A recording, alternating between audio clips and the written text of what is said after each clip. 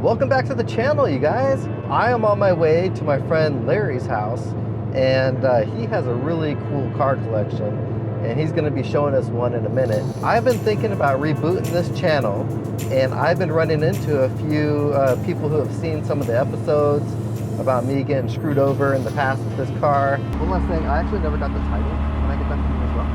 That comes from the DMV. We don't produce the titles here, so what we do is we turn the titles into the DMV, and the DMV sends them to the clients. Excessive free play there, and that is from basically what they call crankshaft end float, okay. And that's an indication that the main bearings in the motor are worn.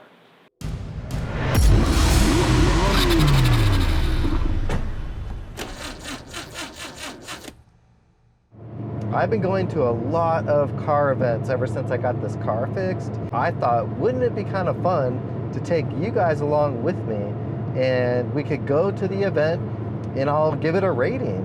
And so I made a bunch of criteria, and I'm going to be judging these events, ranging from cars and coffee events, paid private supercar events. What made me think of this was I was in Monterey Car Week a few weeks ago. I was at this event called, I think it was called Ferrari at the Barnyard, and it was really cool. It was a paid event. I spent about $85 to get in. Once you get in, they give you a wristband and a wine glass, and then they have like 10 different wineries doing like tastings. And then there's also a ton of food, and of course a ton of Ferraris. That was my favorite part, actually. Sadly, I didn't get a chance to try all the amazing looking food. I had a couple little things here and there, but I got busy talking to a lot of people, and by the time I was done, the food was out. But it looked like everyone was having a good time, and like I said, the cars were definitely out of this world. If I were to rate that event, I kind of rate it based on the cost versus the value. And if you're a big wine drinker and a foodie, I think $85 was a great deal to get in and to check out all the cool cars and have good times with good people. And let me tell you, if you haven't been to Monterey Car Week and you're a car fanatic, it's a really cool place. There are so many events happening all at the same time. I went with a group of buddies, Sean and Mike and his buddy Ooh, and it looks like, oh geez, I gotta get gas pretty soon. Tell you what, I got these sunglasses here that record video. Check this out.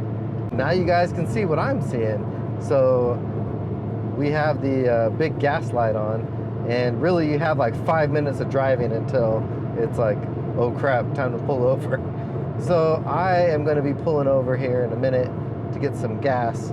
But yeah, I'll be using these Meta Ray-Bans to kind of bring you guys in. Hey, the gas light went off. I mean, maybe we got a couple more minutes. Shoot. I'm going to get gas anyway.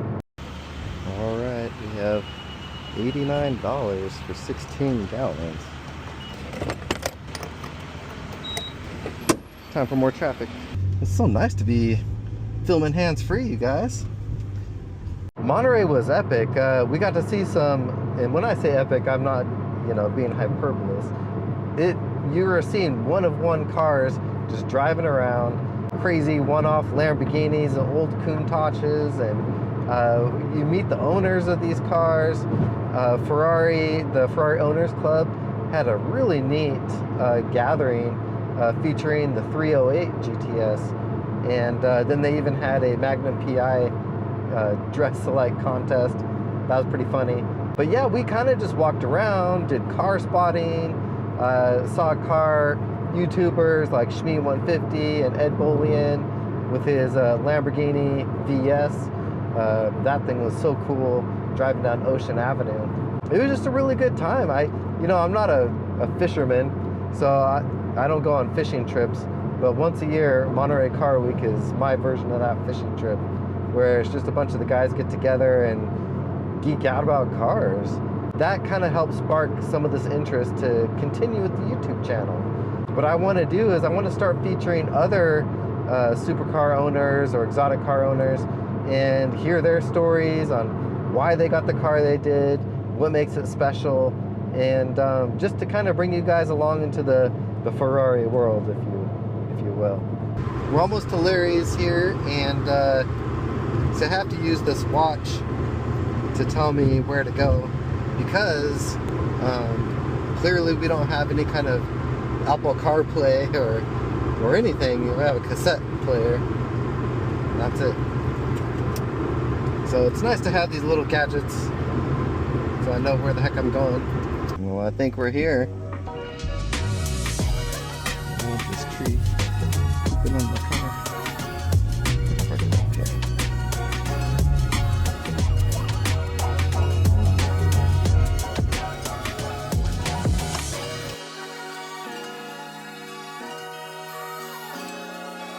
All right, everybody, we're here at my friend Larry's garage, and he's going to introduce you to one of his special babies. Here he is. This is Larry. Welcome to our home, Matt.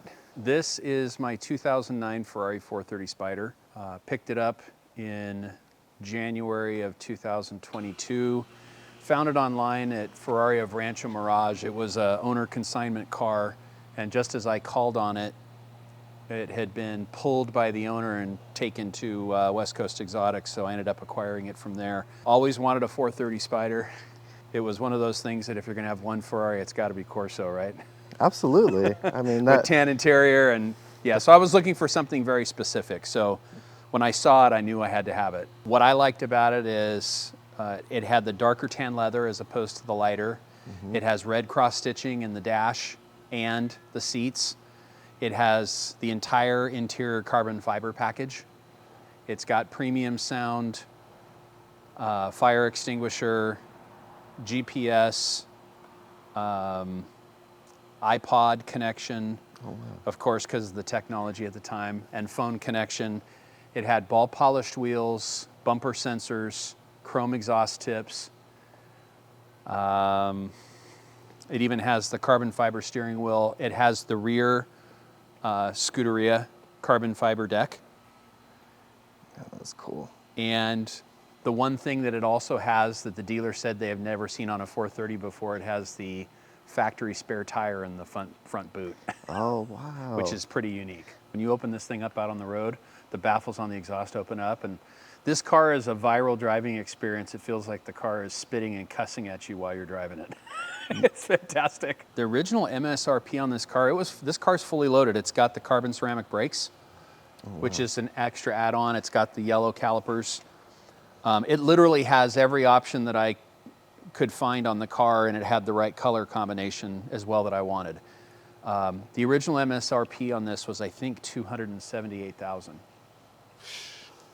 So with today's money, I mean, that's what, close to 4 something with inflation. Yep. That's insane. And Larry has a lot of really cool stories that go with these cars.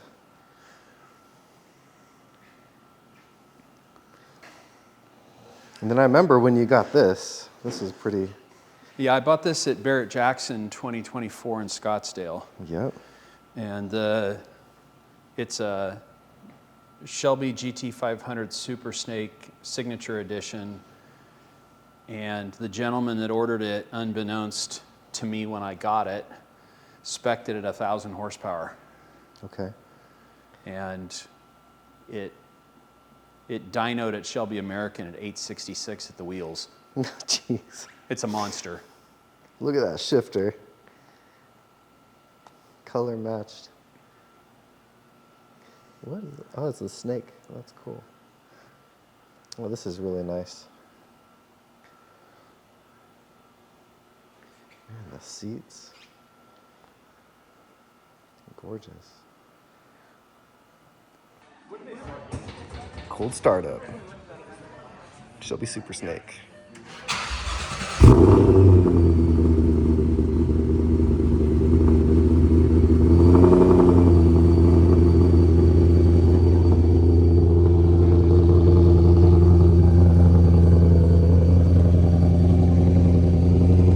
You don't see too many of these. This is the 840 CI. Matt, this 97 840 CI was my dad's daily driver for 20 years. And he called me one day and said, I'm getting a new car. I don't want the 8 Series to leave the family. Are you interested in it? And we started talking, and I said, yeah, it's a cool car. What do you want for it? And he goes, no, you're my son. You can have it. And I said, what's wrong with it? Yeah. He goes, well, it's got a bunch of things. But he said, you could pour a bunch of money in it and still be the black. So I'm in deeper than that. Oh, shoot. Well, I feel you, my friend. It's a 4.4 liter V8. It's the later V8 motor. The earlier 840s had a 4.0 liter. And Steptronic automatic transmission. They were very heavy cars. If you're already moving, they accelerate quick. If you're starting from a dead stop, they're really not that fast. Yeah. I mean, it's just that era. I put a reprogramming chip in it, and You get a I'm little more supposed power? to get about another 60 horsepower. It did make a difference. Okay. A little off the line pep. Yeah, and while on the road. Other than the M1, this is the only BMW with pop-up headlights. That's right. That's right. So the Aston's a 2011 V12 Vantage 6-speed manual. Aston Martin put the 6.0 liter V12 motor in the Vantages starting in 2009. Okay. And over the 4-year run, the 6-speed V12s had a production count of 1,199. The US did not get any until 2011 and 2012, and the United States got 207 of these. Wow. So this is the rarest car in the garage. And then in didn't know that. 2017, after Aston put the paddle shift transmissions in them from 2013 to 2016, in 2017, they did a 1-year V12S 7-speed dogleg manual, and the US got another 100. So if you count those, this is one of 307 V12 manual transmission Vantages in the US. I wouldn't count those. That's a different Same spec body, altogether. slightly though. higher horsepower, a little more rare because of the 7-speed dogleg, I'd say, but Okay. they command about 40% more. I bet this sounds amazing. Opening up. This color's called lightning silver. When it gets out in the sun, it gets a tint of blue. You could almost see it in this light. I just did a test drive with Aston at Pebble Beach, and it's amazing the technology they're using in their new cars now. And compared to this, is just such a raw beast.